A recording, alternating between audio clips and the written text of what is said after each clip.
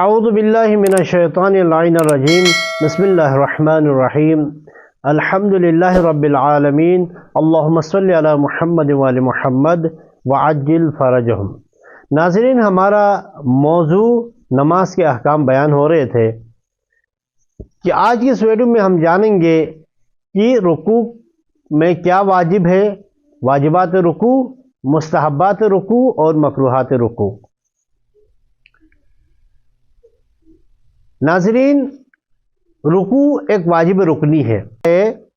اگر کسی سے بولنے کی حالت میں بھی رکوع چھوٹ جائے تو اس کی نماز باطل ہوتی ہے۔ رکوع کہتے ہیں کہ انسان اتنا جھک جائے کہ اس کے ہاتھ انگوٹھے سمیت اس کے گھٹنوں تک پہنچ جائے، اتنے جھکنے کو رکوع کہا جاتا ہے۔ اور رکوع کے لیے جھکنا رکوع کی نیت سے ہو۔ مثال کے طور پر اگر نماز کی حالت میں کوئی چیز اٹھانے کے لیے بندہ جھک جائے یا کسی اور نیت سے جھک جائے تو اسے رکوع نہیں کہا جائے گا، بلکہ جھکنا رکوع کی نیت سے ہی ہو اور اتنا جھک جائے جو پہلے بیان ہو چکا ہے اسے رکوع کہا جاتا ہے۔ مثلا ایک ایسا شخص جس کے ہاتھ عام انسانوں سے لمبے ہیں، اگر وہ تھوڑے سا ہی جھک جائے تو اس کے ہاتھ گھٹنوں تک پہنچ جاتے ہیں، یا ایک انسان جس کے ہاتھ چھوٹے ہیں کہ اس کے یعنی رکوع کے لیے جھکنے کے لیے اس کو بہت زیادہ جھکنا پڑتا ہے، تو ان دونوں کے لیے اتنا جھکنا ضروری ہے کہ جو عام ایک نارمل انسان، ایک متوسط اعضاء رکھنے والا انسان جتنا جھکنا ہے۔ اگر کوئی انسان بیٹھ کے رکوع کر رہا ہے تو اس کے لیے اتنا جھکنا ضروری ہے کہ اس کا چہرہ اس کے گھٹنوں کے مقابل آ جائے، لیکن بہتر یہ ہے کہ یعنی سجدے کے مقابل آ جائے۔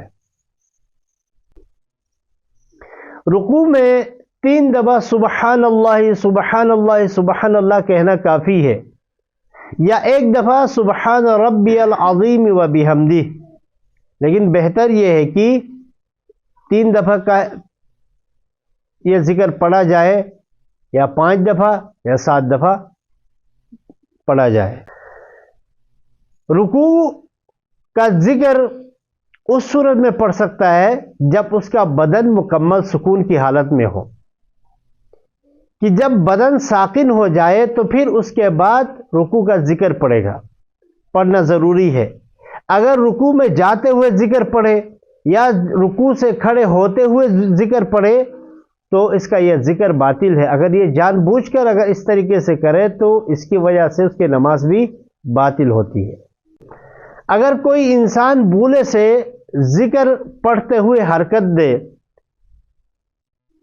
تو ضروری ہے کہ جب بدن سکون کی حالت میں ہو تو دوبارہ اس ذکر کو دہرائے، دوبارہ ذکر پڑھے۔ رکوع کے لیے جتنا جھکنا چاہیے اس سے پہلے ہی بدن سکون کی حالت میں ہو اور بندہ ذکر پڑھے، نمازی ذکر پڑھنا شروع کرے تو اس کی نماز باطل ہے۔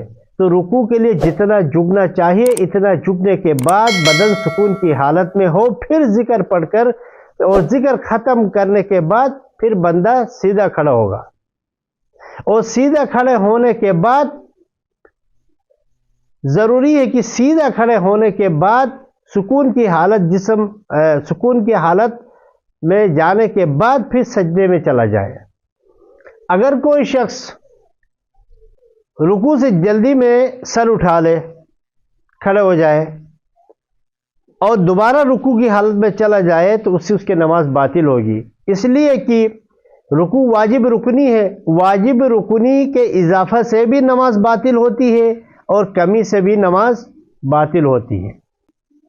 اگر کوئی شخص رکوع بجا لانا بھول جائے اور نماز کے دوسرے سجدے سے پہلے جہاں بھی یاد آ جائے، چاہے پہلے سجدے میں جانے سے پہلے یاد آ جائے یا پہلے سجدے کے دوران یاد آ جائے یا سجدہ مکمل کرنے کے بعد جب بیٹھ کے استغفار پڑھتے ہیں اس دوران یاد آ جائے، یعنی دوسرے سجدے میں سر رکھنے سے پہلے جہاں بھی یاد آ جائے تو اسے سیدھا کھڑا ہونا ہے۔ सीधे खड़े होने के बाद दोबारा वो रुकू की नियत से झुकेगा और झुक कर फिर मामूल के मुताबिक अपनी नमाज को जारी रखेगा। अगर वो झुकते हुए रुकू की हालत में आ जाए तो उसकी नमाज बातिल है, इसलिए कि अब ये सीधा खड़ा होना, इस क़याम को क़याम मुत्तसिल में रुकू कहते हैं और ये वाजिब रुकनी है। अब आइए कि मुस्तहब्बात रुकू जानते हैं कि मुस्तहब है कि इंसान रुकू में जाने से पहले सीधा खड़ा होकर अल्लाहु अकबर तकबीर पढ़े। वो तकबीर भी रुकू में जाते हुए नहीं पढ़ना है, यानी सीधा खड़ा होकर जब इंसान का बदन सुकून की हालत में हो उस दौरान तकबीर पढ़कर रुकू में चला जाना। मर्द के लिए मुस्तहब है कि रुकू की हालत में घुटनों को पीछे की तरफ धकेलना, औरत के लिए मुस्तहब नहीं है। मुस्तहब है कि रुकू की हालत में मुस्तहब है कि कमर को सीधा रखना और गर्दन को सीधा करके पीठ के बराबर रखना और इंसान की नज़र पाँव के दरमियान रखना, ये भी मुस्तहब है। और मुस्तहब है कि ज़िक्र से पहले या रुकू के ज़िक्र के बाद दुरूद शरीफ पढ़ना मुस्तहब है। अब रुकू से खड़े होने के बाद जब बदन सुकून की हालत इख्तियार करे तो उस सूरत में समी अल्लाहु लिमन हमिदा पढ़ना, ये भी मुस्तहब है।